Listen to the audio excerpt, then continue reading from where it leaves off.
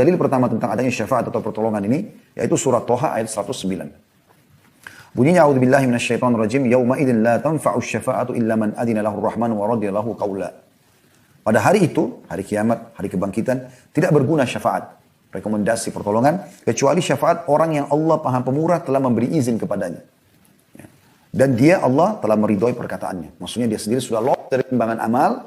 Jadi dia sudah lolos dari timbangan amal. Dia sudah amal solehnya lebih baik daripada amal buruknya, maka Allah izinkan dia. Dan tergantung. Allah izinkan dia memberikan syafaat 1 orang, 2 orang, 3 orang. Tentu ada orang yang mungkin sangat dekat dengan Allah Subhanahu Wa Taala. Dia bisa memberikan ya sampai sejumlah suku Mudhar. Kita pernah jelaskan di 2 pertemuan yang lalu ya.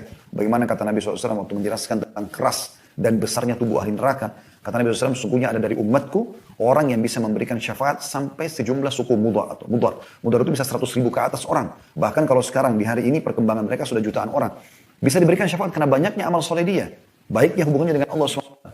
Dan ada orang dari umatku yang akan menjadi penghuni neraka dan menjadi salah satu dari sudutnya. Karena besarnya tubuhnya untuk disiksa. Karena banyak sekali dosa yang dia lakukan. Itu dari umat Islam. Gitu kan? Dari umat Islam. Tapi ada yang memberikan syafaat di sini. Semoga kita termasuk insya Allah di dalam yang bisa memberikan syafaat orang-orang yang kita cintai atau orang kita kenal ataupun tidak kenal dari kaum muslimin sehingga mereka selamat dari siksa.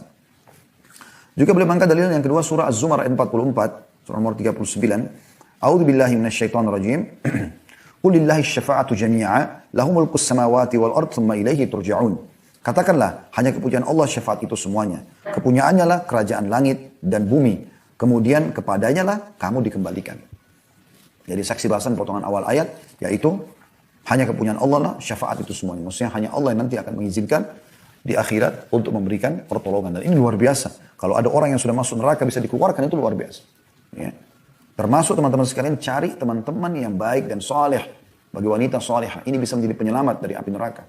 Dalam sebuah riwayat disebutkan, sebelum kita baca lanjutan dalilnya, akan ada orang nanti di hari kiamat di neraka dikeluarkan dari api neraka. Kemudian orang-orang neraka, ada satu ahli surga berkata begini, ya Allah, engkau telah lolos, engkau masuk ke dalam surga, tapi aku tidak melihat sahabatku si fulan. Sahabatnya kebetulan orang muslim, tapi banyak dosanya.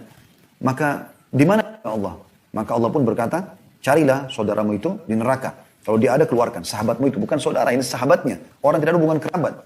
Kemudian dia pun mencari dan ditemukan, lalu dia keluarkan. Pada saat dikeluarkan, ahli neraka bertanya, kenapa si fulan keluar? Karena setiap ada orang dikeluarkan dari neraka, mereka saksikan. Dan mereka, oh ini keluar karena ini, karena itu, karena ini. Jadi banyak alasan. Karena memang dosanya sudah bersih, karena Allah yang menyelamatkan dia, karena syafaat para nabi-nabi. Maka mereka cari tahu kenapa. Ada apa? Kenapa orang ini dikeluarkan? Apakah ada para nabi-nabi berikan syafaat? Adakah saudara-saudaranya, ya, kerabatnya? Maka mengatakan. Lalu kemudian ditanyakan kepada malaikat pun menjawab, bukan tanyakan, malaikat menjawab mengatakan sesungguhnya dia memiliki seorang teman yang sudah masuk surga yang meminta dia agar dikeluarkan bersamanya. Maka pada saat itu mereka pun berharap, mereka berharap punya sadiqun hamim kata Allah dalam Al-Quran. Mereka berharap selama dia punya teman-teman orang saleh, orang baik yang bisa menyelamatkan mereka. Itu harus kita jadikan sebagai target kita. Gak ada lagi teman-teman yang buruk yang akhirnya membawa kita pada kelalaian, pada kesehatan. Karena itu sia-sia saja. Di dunia kita jadi lalai, di akhirat pun kita jadi celaka.